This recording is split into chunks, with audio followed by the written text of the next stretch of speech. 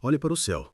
Você consegue nomear as estrelas, as galáxias, os planetas que estão a bilhões de quilômetros de distância. Mas agora, olhe para o chão. Sob os seus pés, existe um mundo que é mais vasto, mais escuro e mais misterioso do que a superfície de Marte. Um mundo que cobre 70% do nosso planeta, mas que conhecemos menos de 5%. Estamos falando do Oceano Profundo. Um lugar onde a luz solar desaparece a 200 metros, onde a pressão pode esmagar um submarino como uma lata de refrigerante e onde a vida evoluiu para formas que desafiam a nossa imaginação. Se o Monte Everest fosse colocado no ponto mais profundo do oceano, o seu pico ainda estaria a mais de 1 quilômetro de distância da superfície. Esta é a escala da nossa ignorância. Prepare-se para a descida, do berço da luz ao abismo eterno.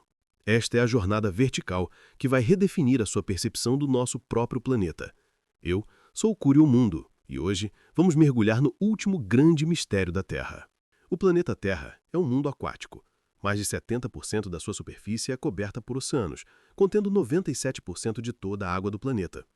A profundidade média é de 3.700 metros, mas o volume total de água é tão vasto que, se a Terra fosse uma esfera perfeitamente lisa, estaria coberta por uma camada de água de 2.600 metros de profundidade.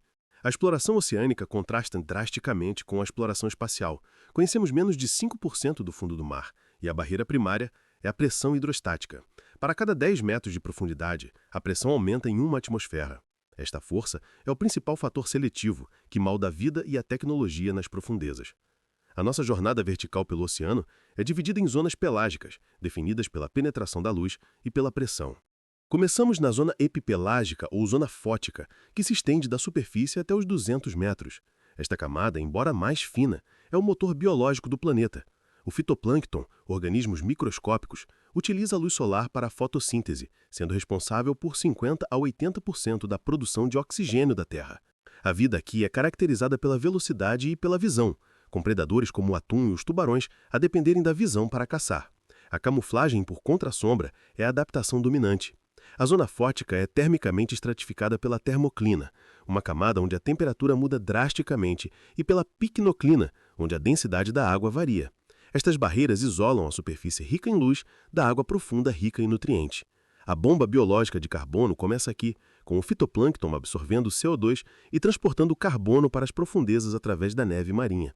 Os recifes de coral, que cobrem menos de 0,1% do fundo do mar, abrigam cerca de 25% de toda a vida marinha. Estes ecossistemas são ameaçados pelo branqueamento, causado pelo aumento da temperatura da água, e pela acidificação dos oceanos, que dificulta a construção dos seus esqueletos de carbonato de cálcio. A acidificação dos oceanos, causada pela absorção de CO2, é uma ameaça resistencial para a vida marinha. A zona fótica é o principal ponto de interação entre o oceano e a atmosfera, atuando como um gigantesco reservatório de calor e regulando a temperatura global. A evaporação da água do mar é a principal fonte de umidade atmosférica, influenciando os padrões de precipitação em todo o mundo. A saúde da zona fótica é, portanto, um fator determinante para a estabilidade climática global. A pesca comercial concentra-se nesta zona e a sobrepesca e a poluição representam ameaças críticas para a sua sustentabilidade. Aos 200 metros, a luz solar torna-se insuficiente para a fotossíntese e entramos na zona mesopelágica, ou zona do crepúsculo, que se estende até os 1.000 metros. A luz é monocromática, quase exclusivamente azul, e a pressão varia de 20 a 100 atmosferas. A temperatura cai drasticamente e se estabiliza em torno de 4 graus a 5 graus Celsius. O fenômeno biológico mais significativo desta zona é a migração vertical diária, ou MVD, onde milhões de criaturas como o peixe-lanterna sobem à noite para se alimentar na superfície e descem ao amanhecer para evitar predadores visuais. Esta migração cria a camada de dispersão profunda, DSL, uma camada de vida tão densa que foi inicialmente confundida com o fundo do mar pelos sonares. A MVD é um motor crucial para o transporte de carbono para as profundezas. A adaptação dominante na mesopelágica é a bioluminescência, a produção de luz por reações químicas. É usada para camuflagem, contra-iluminação e caça. O peixe-dragão utiliza a luz vermelha, invisível para a maioria das criaturas de águas profundas, para caçar. A mesopelágica é o habitat dos maiores invertebrados do mundo, a lula gigante e a lula colossal, que são caçados pelo cachalote, o maior predador dentado do mundo. A vasta biomassa de peixes mesopelágicos, estimada em 10 a 20 bilhões de toneladas, torna esta zona um reservatório de biodiversidade e um elo crucial na cadeia alimentar. Aos 1.000 metros, a luz solar desaparece completamente e entramos na zona bate-pelágica ou zona da meia-noite, que se estende até os 4.000 metros. A escuridão é total e permanente. A pressão varia de 100 a 400 atmosferas. A temperatura é fria e constante, cerca de 4 a 5 graus Celsius. A vida aqui é escassa e dispersa, dependendo da neve marinha como principal fonte de alimento. O naufrágio do Titanic repousa a 3.800 metros, um testemunho da profundidade desta zona. As criaturas da bate-pelágica são mestres na conservação de energia, com metabolismo lento e corpos gelatinosos. A adaptação crucial é o óxido de trimetilamina, que é um pesolito que estabiliza as proteínas contra a pressão. A caça é uma questão de oportunidade, com o peixe vípera ter bocas enormes e estômagos expansíveis. A reprodução é um desafio, resolvido pelo parasitismo sexual no peixe pescador abissal, onde o macho se funde permanentemente com a fêmea. A bate-pelágica é também o lar das fontes hidrotérmicas, onde a vida prospera sem luz solar através da quimossíntese, utilizando o sulfeto de hidrogênio como fonte de energia. Os vermes tubulares gigantes são o organismo mais icônico desses ecossistemas. O gigantismo abissal, como o isopodо gigante, é uma adaptação à escassez de alimentos e às baixas temperaturas. Aos 4.000 metros, entramos na zona abissopelágica, ou abismo, que se estende até os 6.000 metros. A pressão varia de 400 a 600 atmosferas. É o maior habitat único da Terra, cobrindo mais de 50% da superfície. A topografia é dominada pelas planícies abissais, cobertas por sedimentos finos.